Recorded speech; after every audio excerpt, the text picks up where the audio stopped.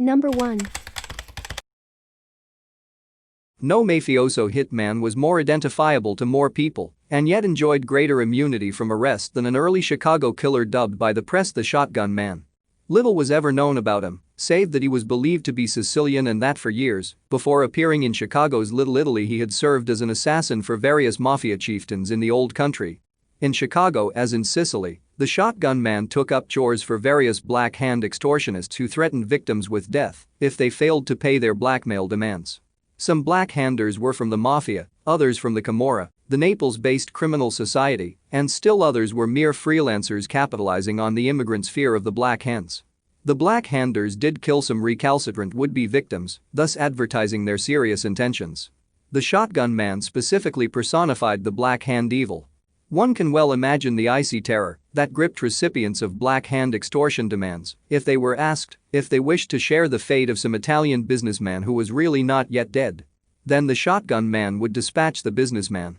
As a rule, the threatened victims immediately paid up.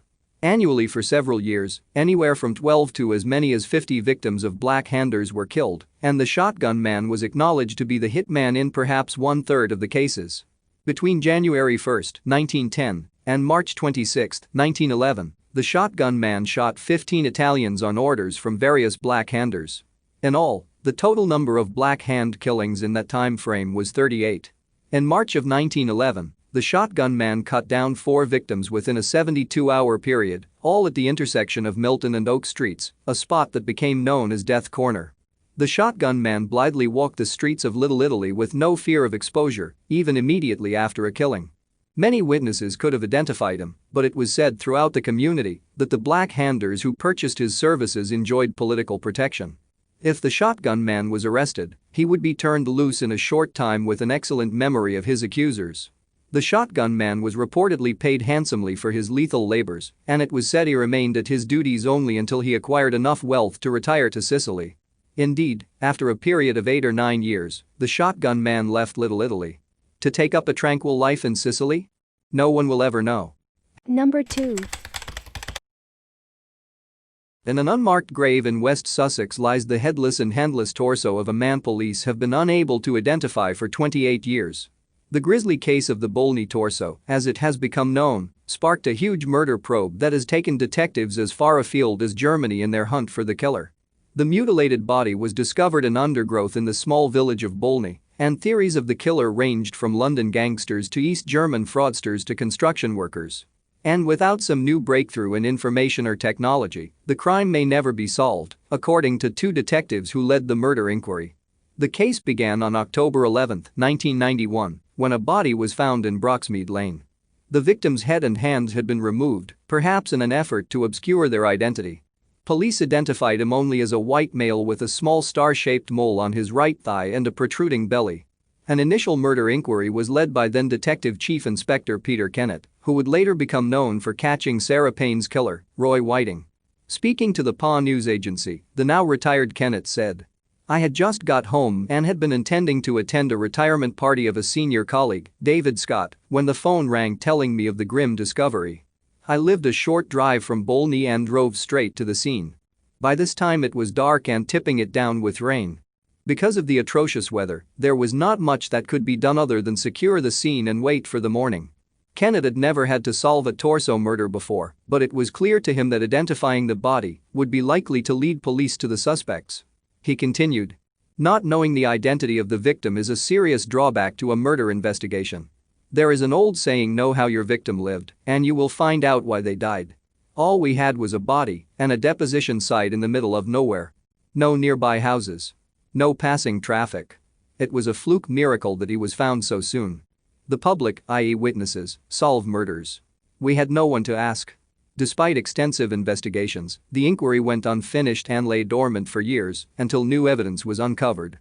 The case was looked at afresh in 2008 and taken on by Andy Griffiths, who was in charge of Sussex Police's major crime team. Now retired from the force, Griffiths told PA. "This was an extremely difficult and complex case because it involved international work and inquiries into what was the old East Germany. I think if we had a name for the victim, then we would have the last sighting of that victim, and we would follow that chain." The removal of the victim's head and hands seems to be an attempt by the killer to prevent identification, Griffiths said. This was a practice rarely seen in Britain at the time. Griffiths said. When we reviewed the case in 2008, we took the decision to examine the body. We got a full DNA profile from the body. To get the samples, the man's remains were exhumed from his grave in Haywards Heath. Fresh analysis using the latest technology revealed that the victim was 30 to 40 years old and was probably between 5 feet 6 inches and 5 feet 8 in. To add another unexplained detail to the mystery, police also discovered that the body had been dressed after death in the shirt and trousers in which he was found, and that those clothes belonged to someone else. Using cutting-edge forensic tools not available in 1991, Griffiths' team were also able to establish that the victim had a link to Bavaria. He and colleagues went to Germany and put out appeals for information, but despite 3 trips to the country, including one in 2011, the identity of the Bolney Torso remained a mystery. One theory that police worked on was that the murder was linked to East German criminals who had emerged from behind the Iron Curtain when the Berlin Wall came down, Griffiths said. Sussex police confirmed that a widely publicized theory has never been satisfactorily resolved. That the body was found just a mile or so away from a house being rented by a German fraudster. But without a positive identification for the murder victim, Griffiths says the case may never be solved. Without a positive step forward on that victim, the job is stuck where it is stuck really. It is solvable, but it needs that step forward. And even if there were to be a step forward, Griffiths said that getting enough evidence to charge someone with the killing is another story. Kennett said the Bolney Torso is one of those cases that never goes away, and it still crosses his mind sometimes. He added, "Do I think it will be solved? It's still possible. There was a full review of the murder where the body was exhumed and the latest DNA evidence obtained. So identification is clearly possible, and in that event know how your victim lived, and you will find out why they died. As I always say, it's only a phone call away," a Sussex police spokesman said. This is still an unresolved murder investigation, and we are ready to follow up any new lines of inquiry.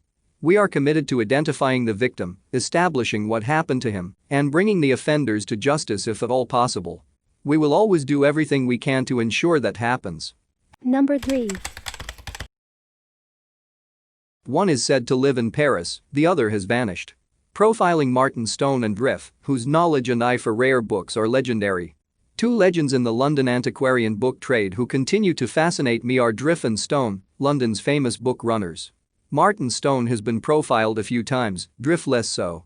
Their knowledge and eye for rare books, uncommon editions and where they could be lying hidden and undiscovered and underpriced are legendary. The book finds would later be sold to collectors or dealers at their true market price. Buy cheap, sell high. Stone and Driff have figured as central characters in Ian Sinclair's Whitechapel, Scarlet Tracings, feverishly combing the bookshops of London for rare book treasures. However, there has also been some mystery surrounding Driff. He disappeared suddenly. Vanished. Without a trace. Occasionally there were rumors in the book trade that he had been sighted somewhere before he vanished again, or that he had vanished to India. Driff was and probably still is a vegetarian with a love for Indian food. On his long book hunting trips all over Britain, he would just as single-mindedly search for Indian restaurants to feast on a vegetarian thali as look for obscure bookshops. For many years Driff published his own idiosyncratic, opinionated guide, called Driff's Guide to All the Second-Hand and Antiquarian Bookshops in Britain, which upset many booksellers for the way it dismissed even the most famous bookshops as being of little interest to the true book hunter. Of course it may be what this shop most resembles. The parts that show will be very attractive, but those that don't will be under considerable pressure. Driff's, 1986. Sinclair described this pocket-sized guide as swifttion and savagery. If a bookshop got even a mildly approving write-up in the guide, the owner would be ecstatic and say, "Driff gave me a good mention," or "Driff let me off lightly." He liked to also be known variously as Dryfeld, Driffield, Driff, or Dryfield. The photograph of Driff used in his guides was that of Raymond Carver, because Driff felt he looked exactly like Carver. Or, was it Driff, posing as Carver? He once started a free bookshop. Anyone could come in and take what they wanted. It didn't last long. When browsing in bookshops and, if asked by the owner what he was looking for, he would honestly answer, "I am looking for a £1,000 book priced at less than a £100. In A Pound of Paper, John Baxter records how he became an obsessive book collector of Graham Greene because of Martin Stone. While browsing in a London flea market, Baxter noticed an unusually thin-looking book dealer in a beret with nicotine-stained fingers, a morning fag guttered in the moist morning air, who quickly sensed Baxter's keenness for green and proffered not one but 3 rare green editions. Green was notorious for not signing books. However, if you surprised him on the street with a fine edition of one of his books, he was known not only to sign it, but even leave a long inscription in his spidery handwriting. Baxter would leave his green editions with a bookseller whose bookshop the author frequented and, in this way, managed to get some of them signed. Stone and Drift have made alluring book finds for various collectors and book dealers in their time. Ian Sinclair has written on Drift, and the legendary bookseller Peter Howard of Serendipity Books has a booklet on Stone, which also has a limited edition with a portfolio of photographs of Stone done over a period of a year, recounting this book scout's memorable finds. In turn, Stone wrote a marvelous tribute to Howard, starting with a description of his first sight of the cavernous Serendipity books. In the dream landscape of every bibliophile there is a vast shop, seemingly chaotic, constantly churning and changing. If the moment is right, almost any book may be found there. Serendipity Books is no dream. At its helm is Peter B. Howard, substantially human, quixotic, fired up and endlessly entertaining. I first met Peter at the Olympia Book Fair in the late 1970s. He had a table of James Joyce in absolutely marvelous condition, many of them inscribed. I stood there hypnotized. Peter peered down at me with avuncular concern. "Stay well away from Joyce," he said. "He's a nightmare to buy and sell." He said he'd like to see my books, and I gave him my address and phone number. Stone, we are told, now lives in Paris because that is where all the good books are, but what of the reclusive, mysterious, and wonderful Drift? Has he resurfaced in London and stalking bookshops? Or is he here in India still, if he was here at all?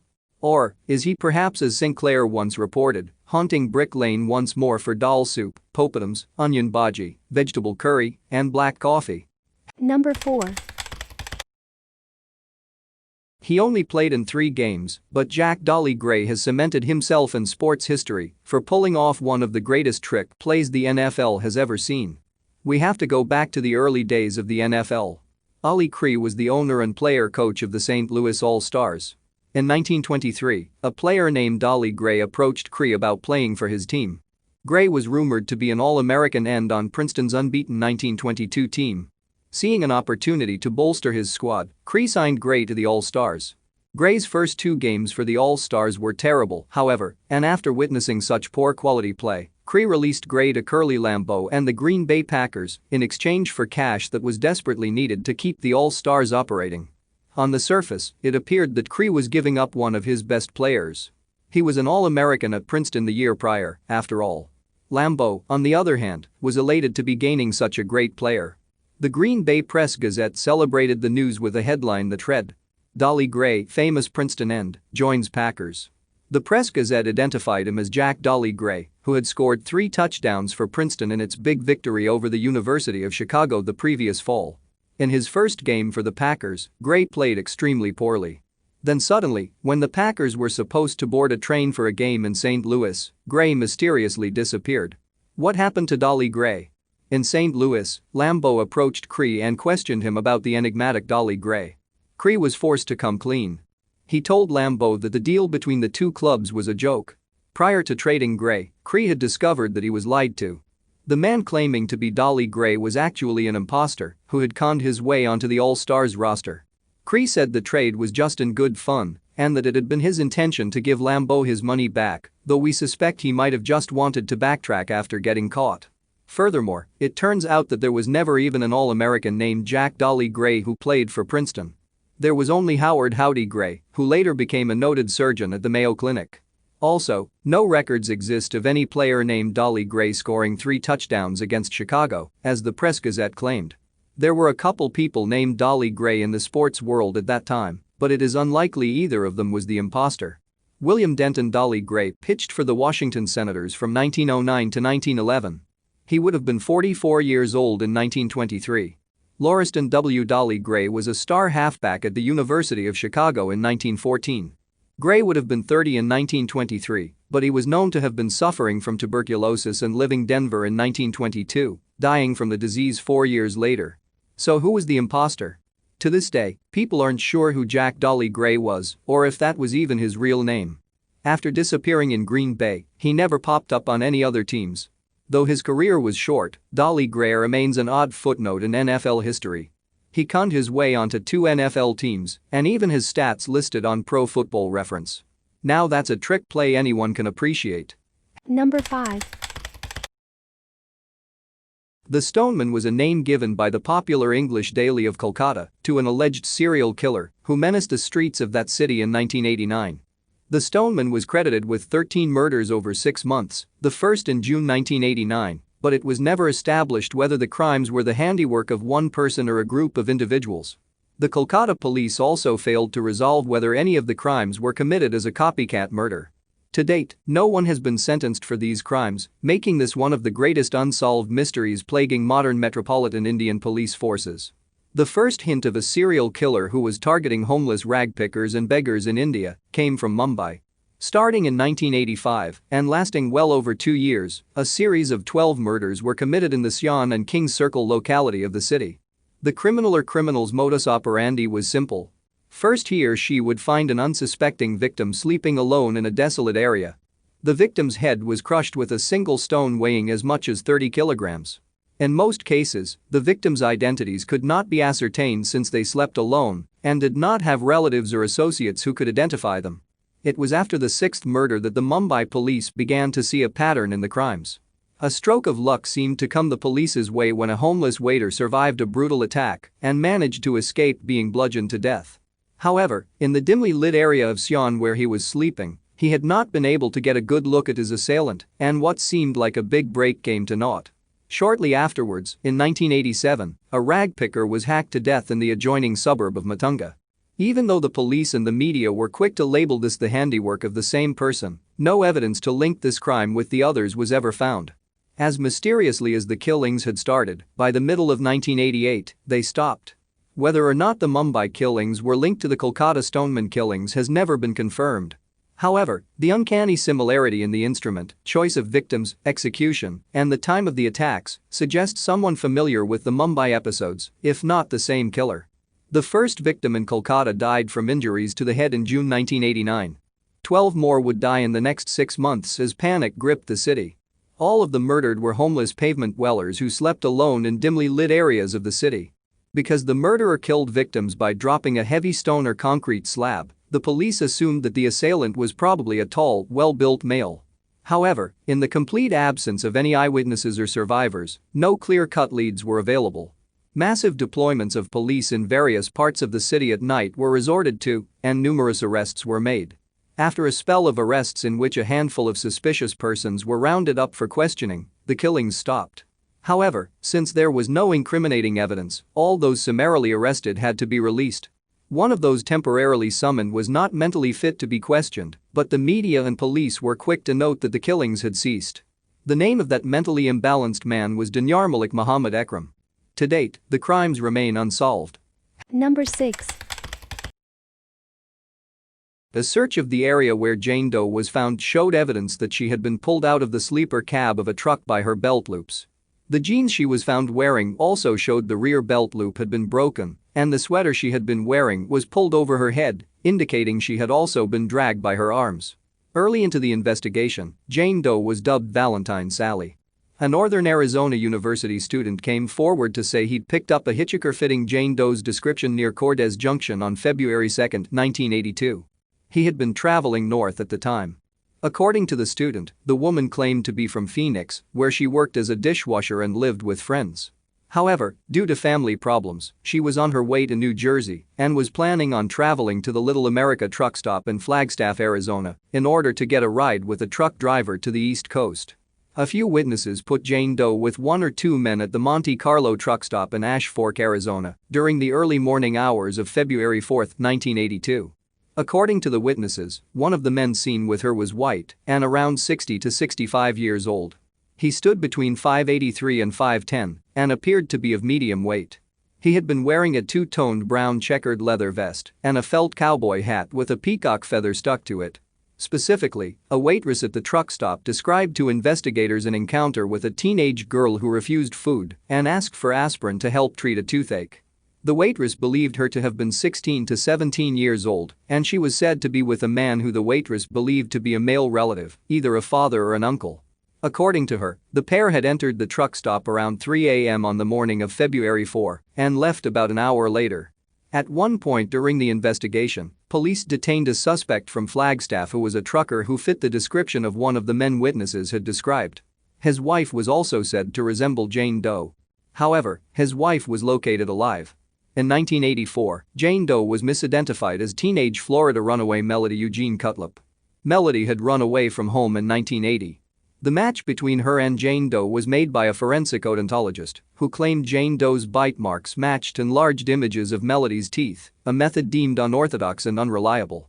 However, as a result of this determination, Jane Doe was buried under a headstone with Melody's name. Melody's mother never believed her daughter to be Jane Doe, a belief that was confirmed in 1986 when her daughter reunited with her family. Melody would later die as a result of a vehicular accident in 1998, and her name remains on Jane Doe's headstone.